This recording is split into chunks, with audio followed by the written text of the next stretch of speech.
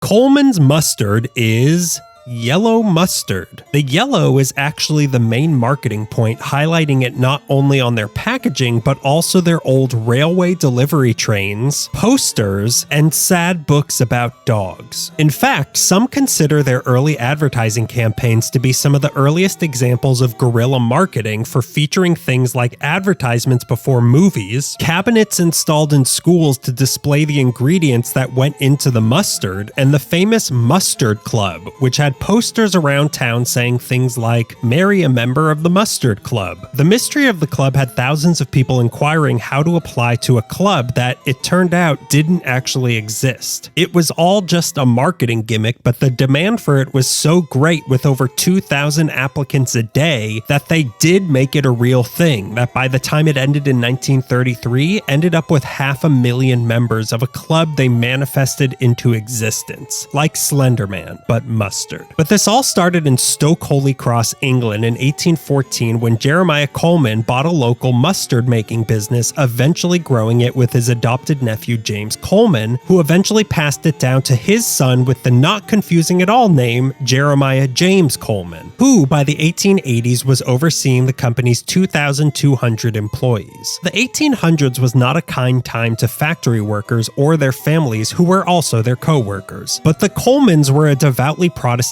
family who actually believed in the good parts of religion like civil liberty and a strong sense of charity. That's why they made it a point to treat their employees well by offering a commissary with meals for sale at a low price, on-site doctors for workers who felt sick, food deliveries to workers out sick, an employee trust for financial assistance, a clothing bank, school for their children, night school for themselves, safe housing for single women, savings accounts, a pension, social events, a library, guest lectures, staff sports teams and bands, a former employee retirement community, and even coffins for the dead employees. So think about that next time your boss brings you their leftover Halloween candy. My review? This stuff is intense. Really hot mustard that'll blow the top of your head off if you're not careful. It's essentially the same thing as Chinese mustard. There's not a whole lot of mustard flavor, so its use is kind of different from regular mustard, but it's also kind of fun to make. So my rating out of 5 spreads is 4.1.